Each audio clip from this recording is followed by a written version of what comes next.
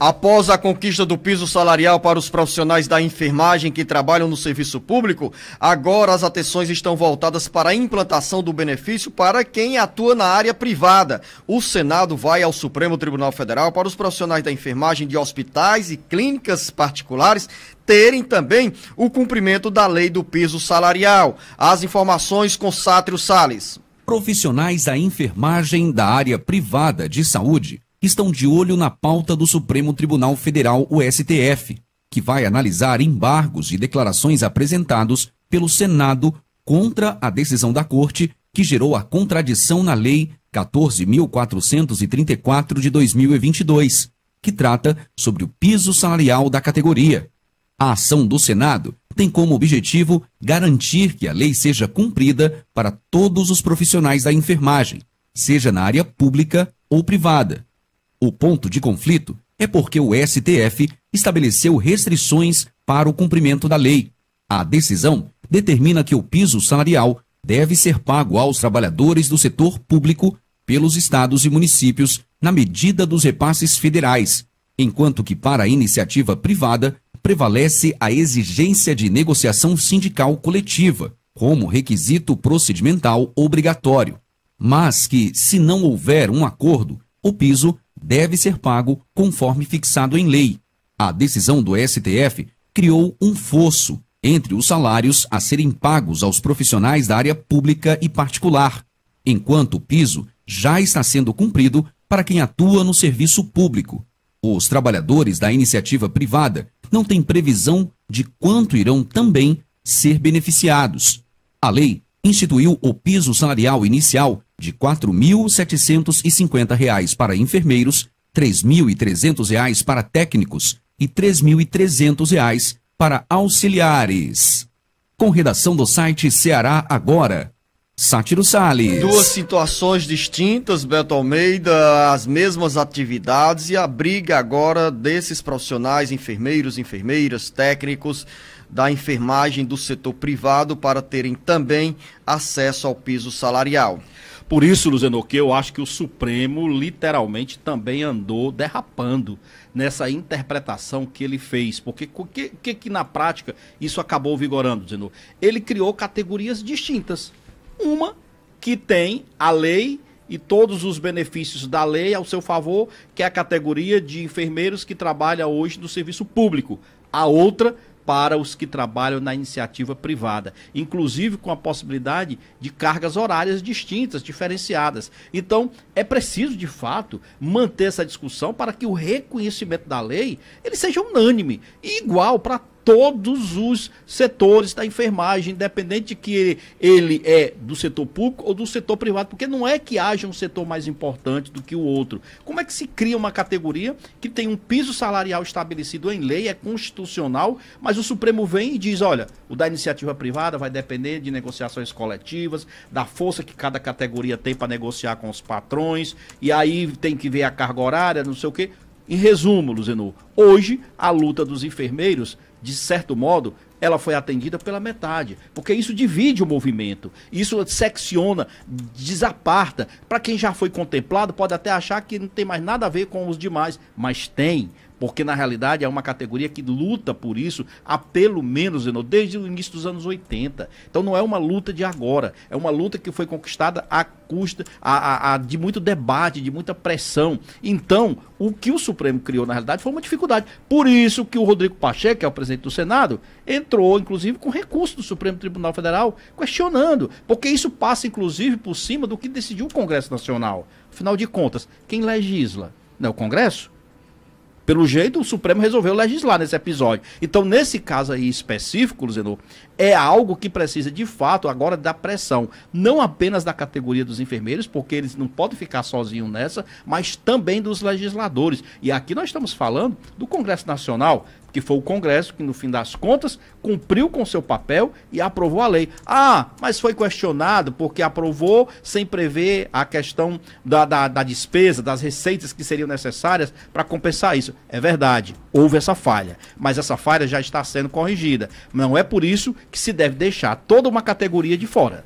Os governadores e prefeitos correm para apressar a entrega de documentos que os garantam a liberação de recursos para a realização de obras que estão dentro do novo PAC. O programa tem a retomada de obras, mas muitos projetos que entraram nessa agenda talvez não sejam concluídos. Segundo estimativas do próprio governo, cerca de metade de milhares de obras paradas terá dificuldade para ser retomada e entregue. O Tribunal de Contas da União, TCU, diz que existem no país pouco mais de 8.600 obras paradas, o que representa 41% do total da carteira de obras iniciadas. Esse número cresce ainda mais. Em 2020, o percentual de paralisação era de 29%. Em 2022, 38%.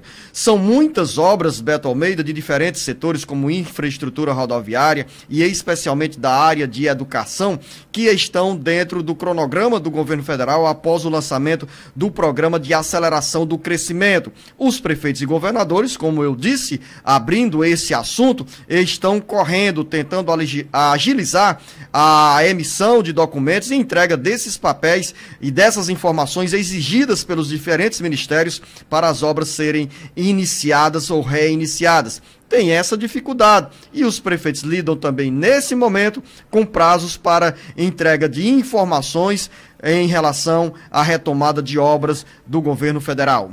Você lembra que no finalzinho agora do mês de agosto, dia 28 de agosto, o ministro da Educação, Camilo Santana, veio aqui mais uma vez para um grande evento aqui no Centro de Eventos do Estado do Ceará e lançou as obras de 22 novas escolas de tempo integral.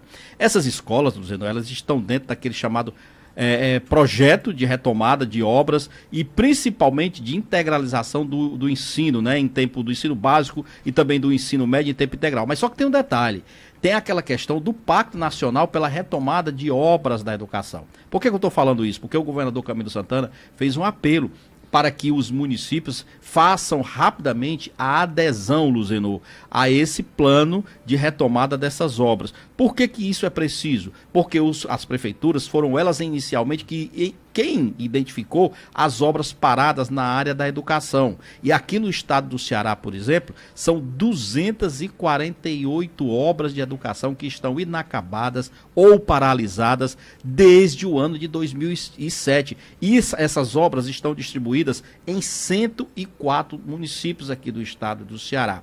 E tem um prazo para fazer a adesão. Esse prazo termina agora no fim de semana.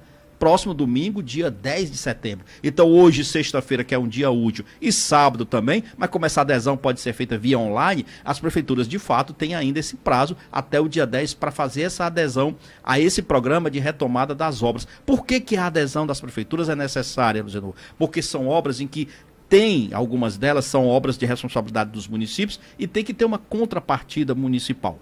Alguns municípios podem ter aí certo receosos, talvez, em fazer logo essa adesão, porque isso implica necessariamente que o município vai ter que assumir também uma adesão, uma contrapartida, nem que seja mínima. Mas a Fernanda Pacobaíba, que está lá, junto com o Camilo Santana no Ministério da Educação, Luzenor, ela já até disse o seguinte, olha, inclusive, todas essas obras estão com seus valores atualizados. Porque a preocupação é o seguinte, imagina, Luzenor, tu tá com uma obra parada desde 2015. Essa obra de uma creche estava orçada com um valor X. Ela não pode ser retomada pelo valor que estava parada naquela época. Ela tem que ter um valor atualizado. Isso é bom? A Fernanda diz o seguinte, que inclusive a atualização que o governo está fazendo no preço dessas obras vai permitir com que, em muitos casos, os prefeitos nem precisem entrar com uma contrapartida. Que é uma boa notícia para os prefeitos, que é uma boa notícia. Principalmente nesse cenário, né, de crise financeira nas prefeituras. Exatamente. Então, assim, precisa que as prefeituras agora façam a sua responsabilidade, assinando esses termos de adesão e, principalmente, dando o start para as obras realmente serem retomadas. São obras em creches, obras em escolas, quadras, em resumo, são equipamentos fundamentais para a educação, inclusive dentro dessa proposta de retomada ou de ampliação do sistema de universalização do ensino básico. Porque, Luzenor, tem hoje prefeituras que estão universalizando ou tentando universalizar o ensino, mas a rede, a estrutura física dessas escolas e das creches continuam muito ruins. Então, esse prazo do dia 10 de setembro, que é o próximo domingo, é o prazo dado pelo MEC para que as prefeituras façam essa adesão dentro dessa proposta de retomada das obras paradas. Estamos entrando na reta final do bate-papo político. A semana teve o feriado de 7 de setembro, Beto Almeida, mas os deputados federais não pararam nas articulações de bastidores e principalmente nessa pauta sobre a mini-reforma eleitoral. As novas regras que irão disciplinar as eleições de 2024 precisam ser aprovadas com um ano de antecedência. E nesse momento tem um grupo de trabalho dentro da Câmara que discute quais mudanças teremos pela frente. Quais são as mudanças? Irão mexer na cota de gênero, no financiamento de campanha, no percentual de recursos destinados às candidaturas femininas? Irão também, Beto, mexer no prazo de registro das candidaturas? Luzenor, uma coisa pelo menos já tem sido dita, eles não vão mexer na questão da cota de gênero. E isso é uma questão de ponto de honra, pelo menos a proposta inicial é essa, só se houver uma pressão muito grande em relação a isso. O que vai modificar aí é em relação, Leandro, à questão de eles serem punidos ou não se deixarem de aplicar a questão da cota, dos 30% de gênero, tanto racial quanto de gênero. Só que, na realidade, se não colocar essa obrigatoriedade, ou seja, se não houver uma punição, uma medida de punição, é óbvio que não vão cumprir. Já estão descumprindo com todos os encargos que isso representa. Imagine se não colocar uma questão da obrigatoriedade. Mas o Supremo Tribunal Federal e também o TSE já disse, vai continuar cobrando. Mas não é nem isso que vai importar tanto nesse debate. Tem muitas outras coisas, como, por exemplo, a questão do financiamento de campanha. E uma das novidades, Luciano, que está dentro dessa proposta, dessa nova versão da mini-reforma eleitoral, é que vai ser permitida a doação em Pix, Luzenor, para os candidatos nas eleições municipais do próximo ano, de qualquer valor.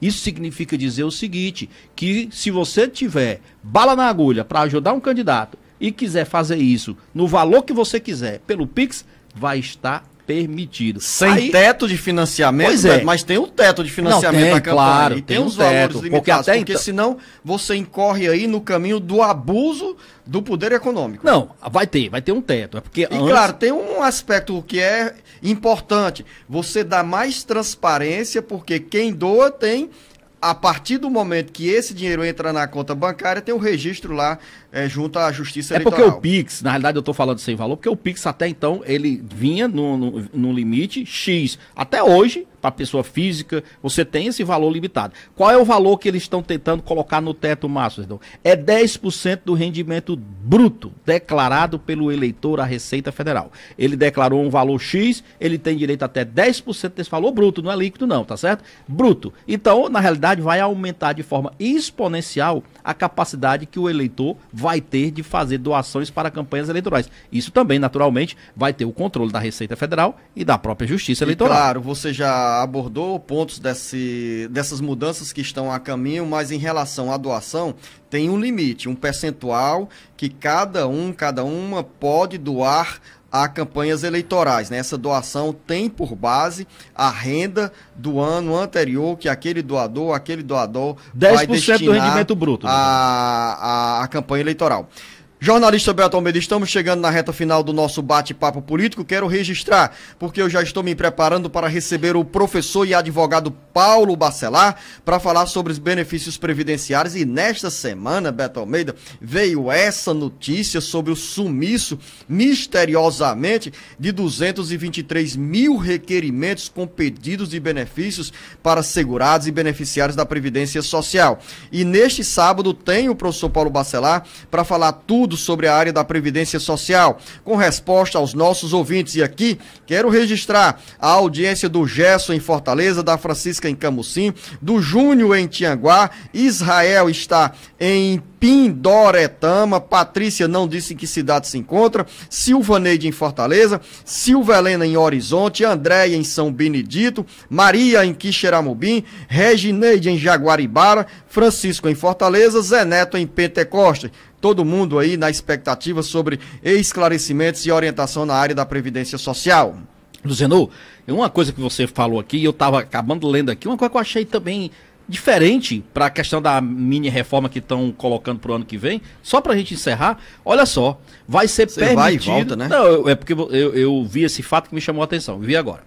Olha só, permite que o candidato use dinheiro do fundão eleitoral para cobrir gastos com creches para os filhos durante a campanha eleitoral, sabia dessa? A ideia surgiu porque muitas candidatas acabam desistindo de disputar a eleição por não terem onde deixar os seus filhos pequenos. E aí sim, a campanha também vai bancar a creche das candidatas.